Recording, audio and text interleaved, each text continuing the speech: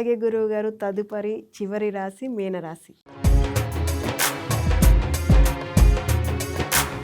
గురువుగారు మీనరాశిలో గౌరవనీయులు చంద్రబాబు నాయుడు గారు సీఎం. ఆయన నామ నక్షత్రం ప్రకారం మీనరాశిగా తెలుస్తుంది. ఈ శ్రీ పరాభవ నామ సంవత్సరంలో సీఎం చంద్రబాబు నాయుడు గారి రాశి ఫలాలు ఎలా ఉండబోతున్నాయి గురువుగారు? మీనరాశిలో జన్మించినటువంటి శ్రీ నారా చంద్రబాబు నాయుడు గారు మన ముఖ్యమంత్రి వర్యులు, వారికి సమస్యలతో అంత ఎక్కువ బాధ ఉండదు. అంటే సమస్యల్ని వారు తేలికగా పరిష్కరిస్తారన్నమాట.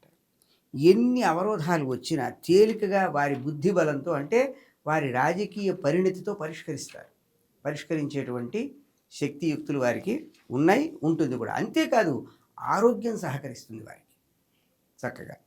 ఆ తర్వాత పనులు ఎక్కువగా ఉంటాయి వారికి, ఎక్కువ పనులు చేయాల్సి ఉంటుంది వారికి. తర్వాత ఎంత పని చేశారో అంత పని చేసినట్టు ప్రజలు గ్రహించడానికి కొంచెం టైం పడుతుంది, సమయం పడుతుంది. అంటే వీళ్ళు గ్రహించడం కన్నా వారు ఎక్కువ పని చేస్తారు. ప్రజలు గ్రహించాలి ఆయన పనులని. గ్రహించడంలో ప్రజలు వెనకబడతారు తప్ప ఆయన పనులు మాత్రం చాలా ఎక్కువ చేయవలసి వస్తుంది. కొంతకాలం వారు పదవి కన్నా ఆదాయాన్ని పెంచుకునే మార్గాన్ని గురించి ఆలోచించవలసి వస్తుంది. అంటే పదవి ఎలాగూ ఉంది వారికి, ఎందుకంటే వారు ఒక రాష్ట్రానికి, ఇప్పుడున్న మన పరిస్థితిలో ఉన్న రాష్ట్రానికి ఆదాయం పెరగాలి కదా, దాని మీదనే వారు కేంద్రీకరించవలసి వస్తుంది. అది వారికి చాలా ముఖ్యమైనటువంటి స్థితి.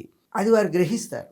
ఆదాయం పెంచడమే ముఖ్యం, దానికి తగినటువంటి మంచి నిర్ణయాలని కూడా గ్రహించి వారు అమలు చేస్తారు. అటువంటి నిర్ణయాలు తీసుకుంటారు. ఆ విధంగా దైవం వారికి మంచి అనుకూలంగా ఉంది. వారు ఆ రాష్ట్రం యొక్క ఆర్థికమైనటువంటి ప్రయోజనాలని దృష్టిలో పెట్టుకుని నిర్ణయాలు చేసి ఆ నిర్ణయాల్ని అమలు చేస్తారు.